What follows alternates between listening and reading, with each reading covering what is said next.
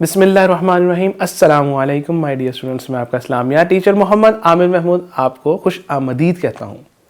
آج ہم آفاق کے پلیٹ فارم سے آفاق سن سیریز کی اسلامیات گریڈ 5 کا سبق نمبر 31 پڑھیں گے۔ آج کے سبق میں ہم پودوں اور درختوں کی اہمیت کے بارے میں پڑھیں گے۔ آپ نے یہ ویڈیو لیسن مکمل توجہ کے ساتھ غور سے سننا ہے، دیکھنا ہے، سمجھنا ہے، تاکہ جب یہ کمپلیٹ ہو جائے تو آپ اس قابل ہو جائیں کہ پودوں اور درختوں کی اہمیت جان سکیں، پودوں اور درختوں سے حاصل ہونے والے فوائد کو سمجھ سکیں، پودوں اور درختوں کی حفاظت اور استعمال کے حوالے سے اسلامی تعلیمات پر عمل کر سکیں، ماحولیاتی تبدیلی میں پودوں اور درختوں کے کردار کے حوالے سے اپنی ذمہ داریوں کا جائزہ لے سکیں۔ مائی ڈیئر اسٹوڈنٹس، آپ کے سامنے یہ خوبصورت مناظر کی تصاویر ہے۔ یہ آپ کو کون سے مناظر لگ رہے ہیں؟ اور اس کو یہ جو خوشگوار مناظر ہیں، یہ جیسے یہ پہاڑ ہے، تو یہ کس چیز کی عکاسی کر رہے ہیں؟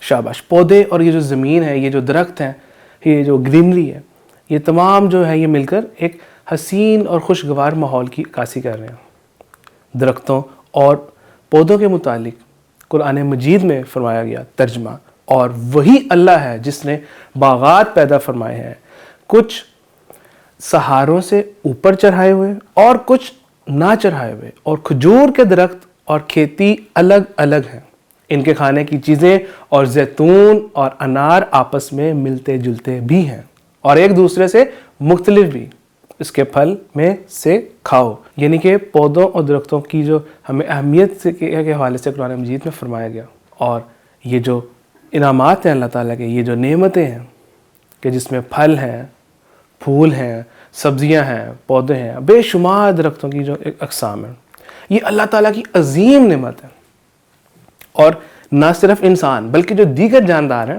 وہ بھی ان سے فائدہ لیتے ہیں۔ اسی طرح مائی ڈیئر اسٹوڈنٹس، پودے اور درخت اللہ تعالیٰ کی عظیم نعمت ہے، اور یہ پودے اور درخت مسکن بھی ہیں، یعنی کہ اللہ تعالیٰ کی جو دیگر مخلوقات ہیں ان کے رہنے کی جگہ بھی ہیں، جیسے چڑیا، جو کوے ہیں، یہ اس طرح جو دیگر پرندے ہیں یہ درختوں پر گھونسلہ بناتے ہیں، شہد کی مکھی اپنا چھتا بناتی ہے، تو اس طریقے سے اللہ تعالیٰ کی جو باقی مخلوقات ہیں ان کا مسکن بھی پودے اور درخت ہیں۔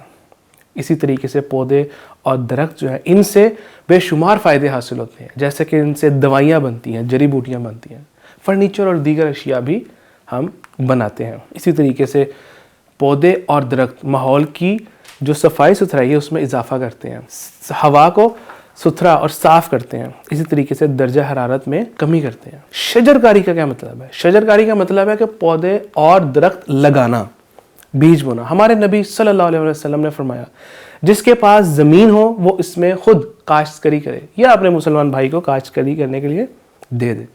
مزید فرمایا اگر قیامت کی گھڑی آ جائے اور تم میں سے کسی کے ہاتھ میں پودا ہو تو اسے اسے پودا جو ہے وہ ضرور لگا لینا چاہیے، یعنی کہ اپنا اس عمل کو پورا کر لینا چاہیے۔ اتنی اہمیت ہے شجرکاری کی اسلام میں۔ مائی ڈیئر اسٹوڈنٹس، ہمارے نبی صلی اللہ علیہ وسلم کی تعلیم کا ہی نتیجہ تھا کہ صحابہ کرام رضی اللہ تعالیٰ عنہم صدقے اور ثواب کی نیت سے شجرکاری کا خاص اہتمام کرتے تھے۔ ایک بار حضرت ابو الدرداء رضی اللہ تعالیٰ عنہ دمشق جو جگہ کا نام ہے وہاں پودا لگا رہے تھے۔ ایک شخص نے دیکھا تو پوچھا، رسول اللہ صلی اللہ علیہ وسلم کے صحابی یہ دنیاوی کام کر رہے ہیں؟ اس پر حضرت ابو الدرداء رضی اللہ تعالیٰ عنہ نے فرمایا کہ میں نے نبی اکرم صلی اللہ علیہ وسلم سے سنا ہے کہ جو شخص درخت لگائے پھر اس درخت سے کوئی آدمی یا اللہ تعالیٰ کی کوئی اور مخلوق کچھ کھا لے تو وہ اس لگانے والے کے لیے صدقہ شمار ہوتا ہے۔ سبحان اللہ۔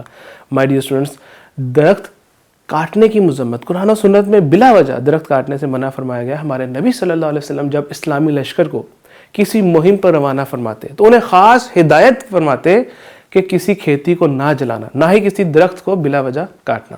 ہمارے نبی صلی اللہ علیہ وسلم نے ہمیشہ پودوں اور درختوں کی حفاظت کی تلقین فرمائی ہے۔ اسی طرح یہ جو گلوبل وارمنگ پوری دنیا میں اس کا جو یہ رجحان ہے، اور گزشتہ جو چند برس ہیں ان سے ہماری زمین کے بھی جو ہمارا زمین کا ٹمپریچر ہے، درجہ حرارت ہے، اس میں مسلسل اضافہ ہوتا جا رہا ہے۔ تو اس گزرتے وقت کے ساتھ ساتھ یہ بہت بڑا مسئلہ ہے جو گلوبل وارمنگ ہے۔ اسی طریقے سے اس کا حل اس طرح ممکن ہو سکتا ہے کہ ہم شجرکاری میں اضافہ کریں، پودوں کی دیکھ بھال کریں، درختوں کو بلا وجہ نہ کاٹیں۔ اسی طرح جو درخت اور پودے موسم کی اس تبدیلی میں نمایاں کردار ادا کرتے ہیں، وہ والے پودے زیادہ سے زیادہ لگائیں۔ اس طریقے سے ہم اس مسئلے سے نکل سکتے ہیں۔ آج کے سبق سے ریلیونٹ آپ نے یہ ایکٹیویٹی مکمل کرنی ہے، اس کے بعد آپ نے رائٹ آنسرز ٹیلی کرنے ہیں، درست جوابات پر آپ کو شاباش، ویل ڈن۔ اور اگر کوئی سوال کا جواب آپ نے غلط لگایا تو کوئی مسئلہ نہیں، آپ اپنی اصلاح کیجئے، درست بیان پر ٹک اور غلط پر کراس کا نشان لگائیں، اور اس کے بعد اپنے آنسرز کو ٹیلی کریں۔